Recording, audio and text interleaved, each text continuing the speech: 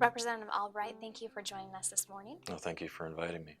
To start off, just tell us a little bit about yourself, your occupation, and your home life. Married for 27 years to Marianne. I have 3 children, 21, 16, and 15. I grew up in southern Minnesota, went to school in Minneapolis, and finished up in Moorhead for my bachelor's.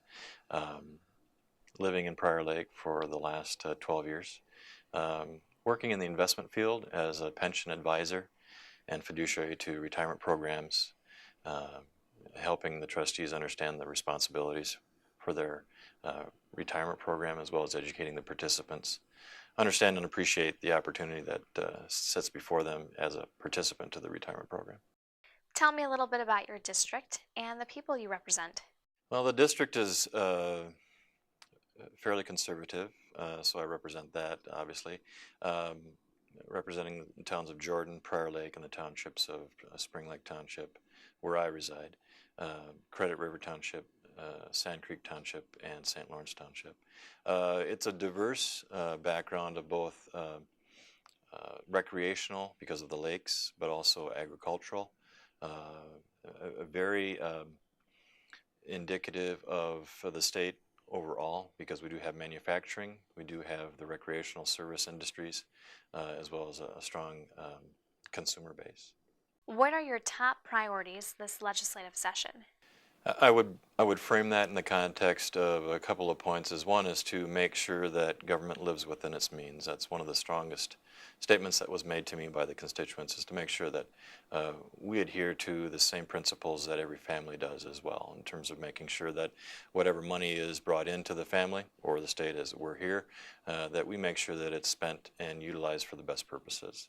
I would also say that healthcare, in light of the Affordable Care Act and the healthcare exchanges, is another area where I'm very concerned about the longevity of usage by the elderly, as well as families, in terms of what they're going to be required to pay for the coverage that is provided.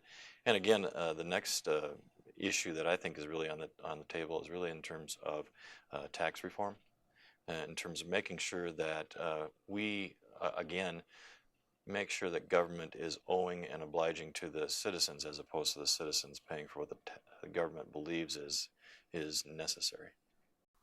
When the end of the session arrives and you return back home to your district, how will you determine if you are a successful legislator?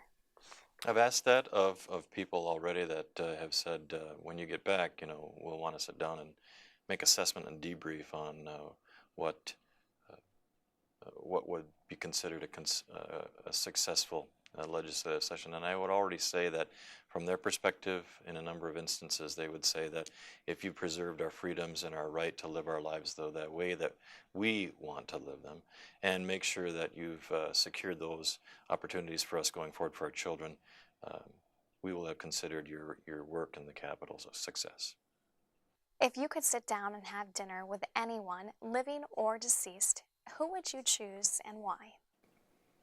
I've always been a very strong admirer of the work of both Washington and Lincoln, and in light of the recent movie about Lincoln, and admiring exactly just how that all came to be, I would have to say sitting down for a long dinner and a conversation after with President Lincoln would be my first choice. Representative Albright, is there anything else you'd like to add? Appreciate the opportunity to serve my state and my constituency, and I hope that I serve them well with the respect and honor that they deserve.